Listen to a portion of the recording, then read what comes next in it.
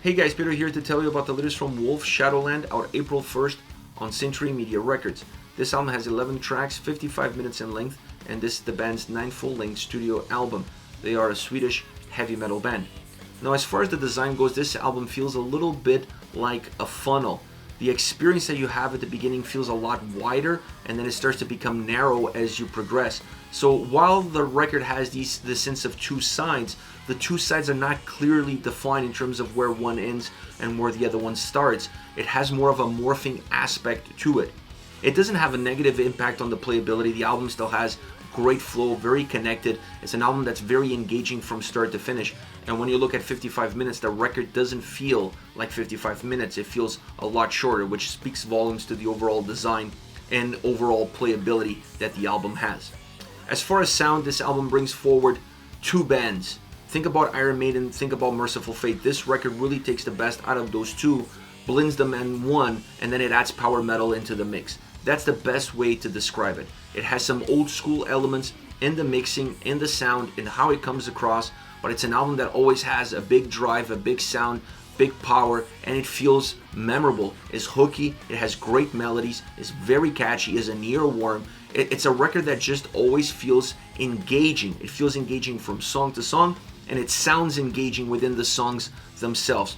Great record from that perspective, an album that has a great life of its own. It has a warm sound to it, it has a great delivery, it's really well constructed as far as the soundscape goes, and it, like I said, it stays connected, it stays giving you different elements, different feels, different approaches from song to song, and as you navigate throughout the songs themselves. Now, the motor behind this experience, the motor behind this soundscape is definitely the guitars. The guitars drive this record. The weight of this album sits on the guitar's shoulders. They drive the melody, they drive the pace, they drive the tempo. The solos are perhaps the one element, as far as the guitars are concerned, that I felt something was lacking. The solos are good in terms of what they give the songs, in terms of where they're placed, the value that they add to the tracks, but they feel very uniform in how they come across. They don't have this distinct style or this distinct approach that makes each and every single one of them very unique to the songs that they're in. You almost feel like you could plug in a solo from any track on any other track and things would still work perfectly. So I'd have liked to see that be a little bit better defined or redefined to have a much clearer impact and have a very specific imprint into how the songs come across. But outside of that, the guitar sound is absolutely phenomenal. It really drives the experience and is something that the listener can hold on to. The drums and bass have a very similar role. They sit more in the back seat, they allow the guitars to take the front seat, and they're there to connect these tracks, to give them some substance, to give them some texture, to give some volume, but not creating a sense of overshadowing the main chorus, which is that guitar sound, that guitar experience. I really like the bass.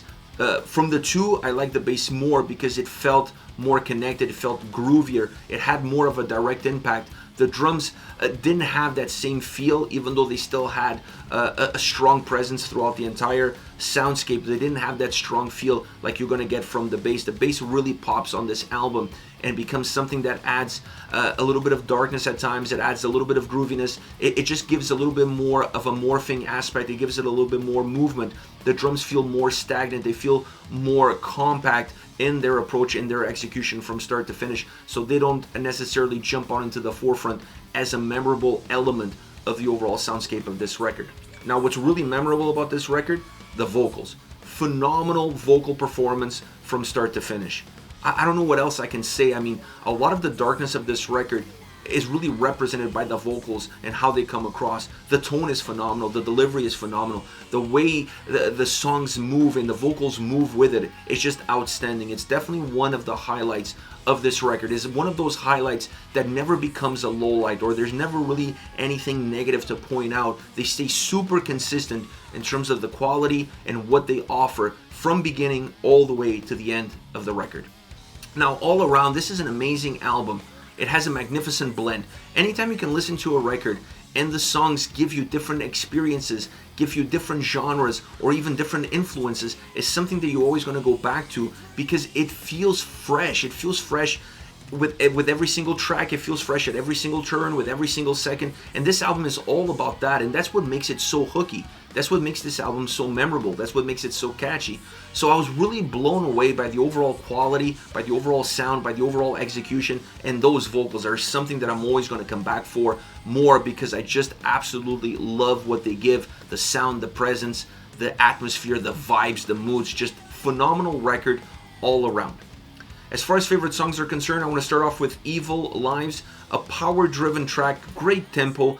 The vocals feel perhaps a little bit more contained in the verses and then more explosive in the chorus. Musically, there's a little bit of the same. It's a track that really changes perceptions and perspectives from verses to chorus, making it feel a little bit more dynamic. The solo fits into the track perfectly. It extends the track, it adds it a little bit of energy, and it makes the song feel like it's moving really smoothly throughout that transition, making the track feel more connected all around. It's a classic heavy metal track through and through.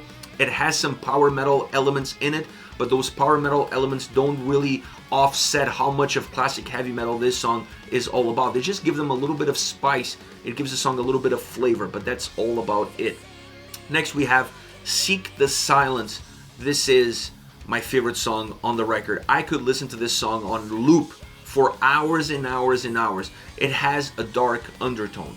The dark undertone of this song is really what makes this song captivating, because it's coming from the melody. The melody has darkness to it. It's coming from the vocals. The vocals have darkness to it. When you bring those two elements together, it creates this sense of evil that exists within this track. It brings that merciful fate atmosphere into the song, but at the same time it still has enough grit, it still has enough power to really allow the track to not feel stagnated, to have great movement but not really overshadow the darkness with movement. So the two find this perfect balance of coexisting throughout the entire song. It has an explosive chorus.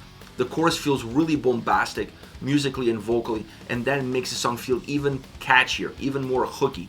The melody and the darkness is already there. That's going to captivate you from the beginning. But once you reach that chorus, you know you're in. It's a hook. It's a hook in your mouth, and you're done. You're done for it. This is a track that you're definitely going to stay with it.